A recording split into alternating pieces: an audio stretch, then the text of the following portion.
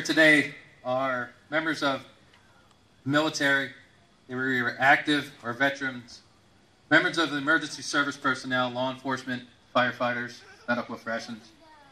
I would like to say thank you to you all for serving our country, fighting for our freedom, and protecting us every day. I would like to bring your attention to the American flag right above the DJ stand. This flag is the flag of heroes. Printed on this flag are all the names who perished September 11th, 2001. At this time, would you all rise for the Pledge of Allegiance, followed by honoring America with its national anthem.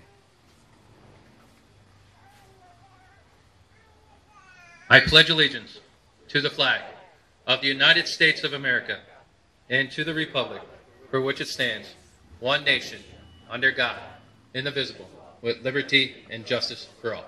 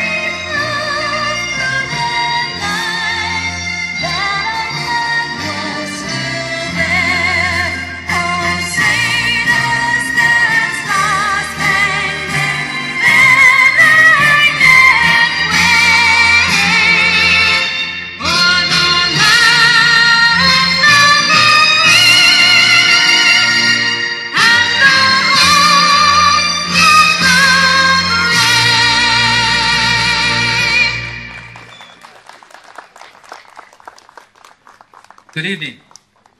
I would like to welcome everyone here to Patriot-Fest 2011. Today we come here to celebrate two very special events.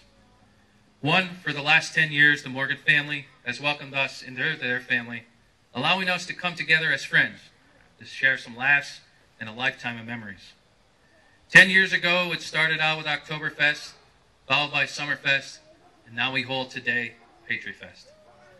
I would like to say thank you to them for allowing us to be part of their family in the past 10 years. Second, we come here for another very special reason, to remember the horrific and tragic attack on our nation only 10 years ago. As mentioned before, we come here to celebrate with family and friends Patriot-Fest 2011, but we must never forget what occurred only 10 years ago on that 11th day of September 2001. That will be one of this nation's most tragic events in American history. Like me, some of you may remember where you were that exact moment when you first heard the news that our country is under terroristic attack. The following is a brief timeline of the events.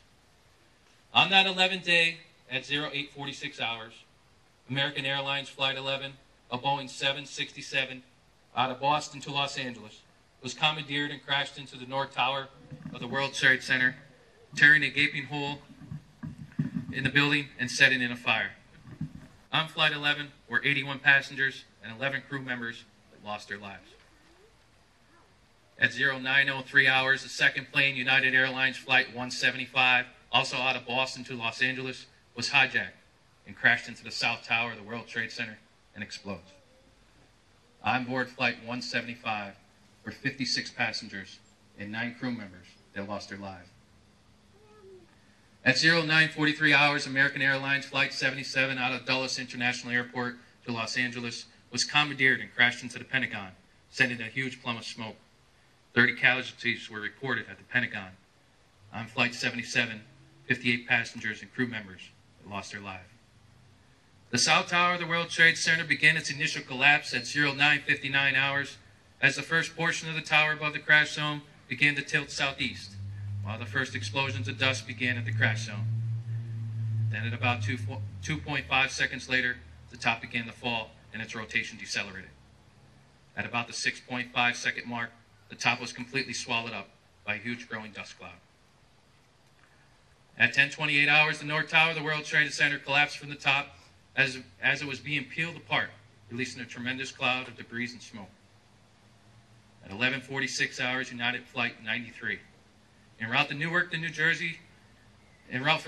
Jersey to San Francisco, California, crashed 70 miles southeast of Pittsburgh in Shanksville, Pennsylvania. On board Flight 93 were 37 passengers and 7 crew members that lost their lives. Once that first plane hit that World Trade Center, hundreds of brave firefighters, police, and medical personnel responded to the scene as part of their duties to help all those victims trapped in the towers and hopefully bringing them to safety. Little did they know that before they went into work this morning and said their goodbyes or see you later to their wives or children, that they would go to work and respond to their last emergency call. On that day, we lost 2,819 innocent Americans, along with 343 New York firefighters, 23 New York police officers, and 37 Port Authority officers. On the 22nd day of September 2001, the Commander-in-Chief, President George W. Bush, declared war on Afghanistan, and on the 20th day of March 2003, declared war on Iraq. During this war on terror with Iraq and Afghanistan, to date, there are 6,207 casualties, 41,228 wounded, making it a total of 47,428 of our brave and courageous soldiers who lost their life or wounded fighting this war on terror. Of those killed during Operation Iraqi Freedom and Operation Enduring Freedom, 274 of them were from Pennsylvania. The following 7 were from Scranton and Lackawanna County. Operation Iraqi Freedom, 28 September 2005, Sergeant First Class George Puglisi, United States Army, Carbondale. 09 March 2007, Lance Corporal Dennis J. Veter, United States Marine Corps, Jessup. 21 April 2007, Staff Sergeant Stephen R. Tudor, United States Army, Dunmore. During Operation Enduring Freedom, 29 August 2007, Sergeant Jan Arganish, United States Army, Peckville. 17 August 2008, Private First Class Jonathan Lucier, United States Army National Guard, Scranton. 18 February 2010, Lance Corporal Larry Johnson, United States Marine Corps, Scranton. 31 July 2011, Staff Sergeant Patrick Dolphin, United States Marine Corps, Moscow, who just 1 month ago today came to his final resting place just a block away. On the 31st day of August 2010, the Commander-in-Chief, President Obama, formally declared the end of this combat mission in Iraq, bringing home all the combat troops. 50,000 troops will stay to advise and to assist Iraqi security forces in Operation New Dawn. President Obama, with all due respect, it's been long enough. It's time to bring our entire brave troops home on U.S. soil. With the 10th anniversary upon us, we must continue to stay vigilant, not only in our bigger cities such as New York City and Washington, D.C., but here in our hometown. As said by the New York City Mayor, if you see something, say something. Thank you, and God bless America. Before we say a moment of silence, we must remember all the innocent people who have died on that tragic day 10 years ago and their families. Also, all those men and women who succumbed fighting for our freedom overseas and abroad. We must also remember all of our loved ones that passed this year, those loved ones who were very close to our hearts and are here today with us. Those being Vince Hopkins, Hank Diley, and Delbert Hearn. Now, a moment of silence.